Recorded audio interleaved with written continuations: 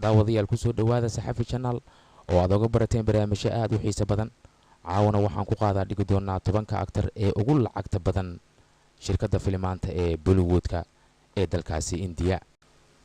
daawadayaal ku soo dhawaada 10 actor ee ugu lacagta badan Bollywoodka sanadka 2016 2017 kaalinta tobnaad. Hrithik Roshan 45 milyan. Hrithik Roshan lacagta uu haysto waxaa lagu qiyaasay lacag gaaraysa 45 milyan oo dollarka Mareykanka ah. lacagtaas oo u dhiganta 270 karoor ee lacagta Indiyaanka ah. waxa uu shaqeeyaa sanadkii lacag gaaraysa 20 milyan oo karoor ee lacagta Indiya ah. waxa uu bilaabay jiliinka filimaanta asagoo yar, waxa uuna ka mid noqday actariinta ugu caansan Bollywoodka ee filimaanta soo saarta. lambarka 9aad Irfan Khan lacag gaaraysa 50 milyan. Irfan Khan waxa uu ka mid yahay jilaayaasha filimaantoodii ugu horeeyay markii masraxa la saaray ay gooyeen qiimihii ugu badnaa abid. waxa uu Irfan Khan jilitaankiisii koowaad bajabiyay rikoodhadii caalamka u yaalay oo dhammaantood jilaayaal cusub ay sameeyaan.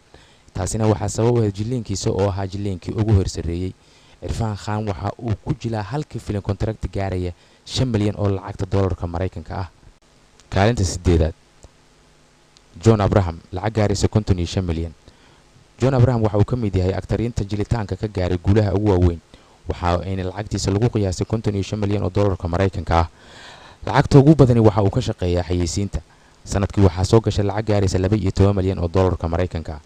41 jirkan aadka u quruxda badan ayaa waxa uu dhigay rikoorkii sanadii 2015 isagoo sanadka qura lacagta soo gashay lagu qiyaasay 18 milyan oo dollarka Mareykanka ah. taas oo ahayd rikoor cusub oo u dhigay actariinta Bollywoodka. kaalinta 7aad Ranbir Kapoor lacag gaaraysa 66 milyan oo dollar. lacagta Ranbir Kapoor uu haatan haysta waa lacagtii ugu badnayd ee abid soo marta. Ranbir Kapoor sanadkii waxaa soo gala lacag gaaraysa 30 karoor. hore waxaa sanadkii u soo gali jiray 15 ilaa 20 karoor. korkicitaanka dhaqaalihiisa waxaa lagu qiyaasay jilitaanka filimkiisa iyo Jiwani He Diwani oo noqday filim aad u qiimo badan. filimkaas oo ka dhigay dhaqaalihiisa mid kor u socda oo xawaara ku socda waliba. kaalinta 6aad Dharmendra lacag gaaraysa 70 milyan oo dollar. lacagta uu Dharmendra haysto waxyaabaha ugu badan oo uu ka shaqeeyay waxaa ka mid ah jilitaanka filimaanta. taasna waxaa loo sababeynayaa sanadii 1960kii ilaa haatan oo uu fanka ku jiro ayaa waxaa la is oran karaa qiimaha ugu badan ee lacagtiisa waa meesha qura ay ka soo gashay. kaalinta 5aad Akshay Kumar lacag gaaraysa 180 milyan. lacagta uu haysta Akshay Kumar waxay gaaraysaa 180 milyan. lacagta uu Akshay Kumar haysta hantidiisa ma ahan mid uu filimaanta kaliya ka jilay, balse waxaa intaa u dheer inuu leeyahay shirkad baabuurta soo saarta oo la yiraahdo Bangalore, waxaana uu sii dheer shirkadda labaad ee la yiraahdo Collection Research. Akshay Kumar waxaa sanadkii jeebkiisa ku dhacday lacag gaaraysa 179.5 karoor. kaalinta 4aad Amir Khan lacag gaaraysa 185 milyan oo dollar. Amir Khan waxaa lagu tilmaamaa inuu yahay shakhsi aad u caqli badan, firfircoon, waayo araga, jilitaankiisana dadyow badani ay aad ula dhacaan markuu filimaanta sameeyo. Amir Khan intaa waxaa u dheer in uu leeyahay iyo aaladaha lagu wada xiriiro ee loo yaqaan social media. Amir Khan guulaha ugu badan waxa uu ka gaaray dadyowga daawada filimadiisa oo aad ugu wada maqsuuda qaabka uu wax u jilo. kaalinta 3aad Salman Khan lacag gaaraysa 200 milyan oo dollar. Salman Khan guulaha ugu badani oo hantida ku shaqeeyay waxaa ka mid ah jilitaanka filimaanta, waxaana guulihiisa loo sababeeyaa isaga oo haysta jaa-isooyinka mid caalami ah iyo 7 filim afar awardska ah. guushiisana waa midda uu ku gaaray. kaalinta 2aad Amitabh Bachchan lacag gaaraysa 402 milyan oo dollar. Amitabh Bachchan lacagta uu haysta waxa uu ka shaqeeyay jilitaanka filimaanta, waxaana loo sababeeyaa lacagta uu haysto in uu ka mid yahay shakhsiyaadka qura ee leh shirkad filimaan soo saarta, sidaa la ajligeedna uu ku helay hantida ugu badani uu maanta uu haysto. haddaba yuu noqon karaa shakhsiga galay kaalinta koowaad ee xagga lacagta. shaaruukhan lacag gaaraysa 600 milyan oo dollar. shaaruukhan waxaa lagu naanaysaa boqorka Bollywoodka, waxa uu jilay in ka badan 300 oo filim oo Bollywood ah, waxa uuna ku guuleystay 226 jaa-isooyin oo kala gedisan. 29 ka mid ah jaa-isooyinkaasi ayaa waxay ahaayeen aktarkii ugu fiicnaa ama ugu wanaagsanaa, taasina waa tan sababtay inuu noqdo aktarka ugu lacagta badan. daawadayaal caawa intaa waxaan kusoo afmeeraynaa barnaamijkii ku saabsanaa 10 aktar ee ugu lacagta badan Bollywoodka. daawadayaal ha hilmaamina inaad tirahdaan subscribe si aad ula socotaan barnaamijyada qiimaha leh oo aad ka dheehataan Saxafi Channel. dhammaan bahda Saxafi Channel oo isku duubanna waxaan idin leenahay is arag dambe oo xiiso leh. odan indhahaygi hamigi qalbigaygi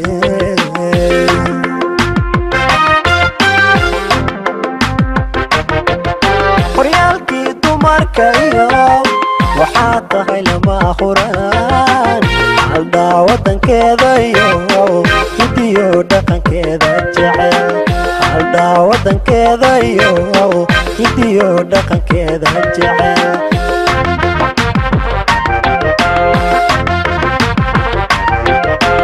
odan indhahaygi hamigi qalbigaygi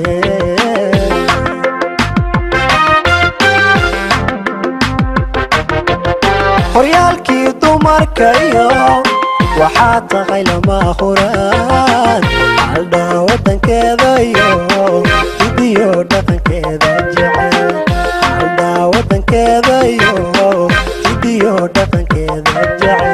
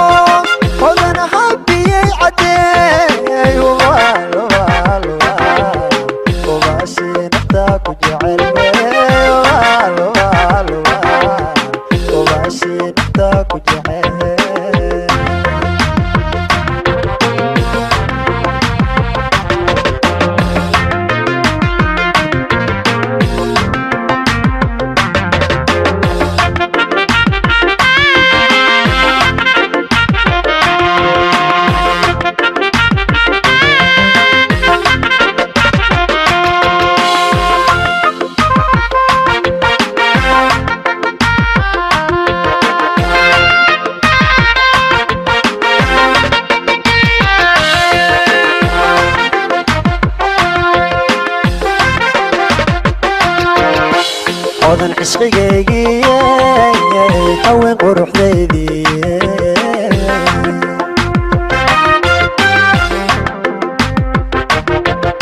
horyaalkii dumarka iyo waxaa tahay lama huraan haldaa wadankeeda iyo hidiyo dhaqankeeda jecel haldaa wadankeeda iyo hidiyo dhaqankeeda jecel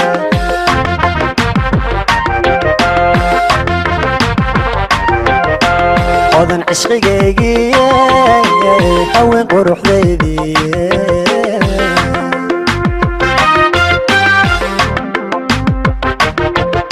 horyaalkii dumarka iyo waxaa tahay lama huraan haldaa wadankeeda iyo hidiyo dhaqankeeda jecel odan indhahaygi hamigi qalbigaygi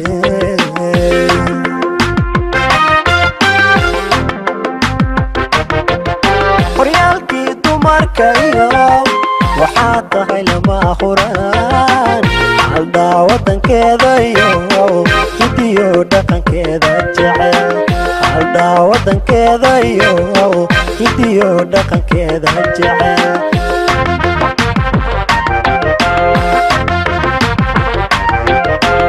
hodan indhahaygiye hamigii qalbigayge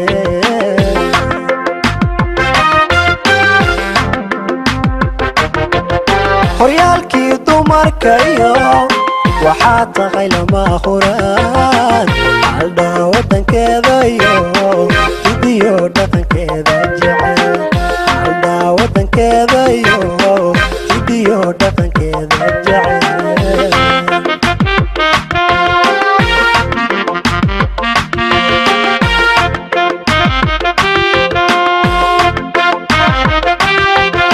habeen dhalad lagu hirtaay halyeeyad lagu ursadaa adaan ku heesayaadan hablahaba dhammaan hodan kaala soo baxo hodan habiyey cadeey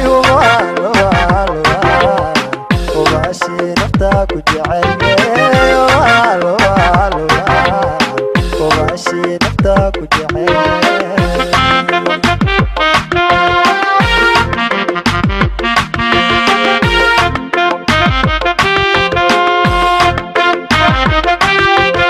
habeen dhalad lagu hirtaay halyeeyad lagu ursadaa adaan ku heesayaadan hablahaba dhammaan hodan kaala soo baxo hodan habiyey cadeey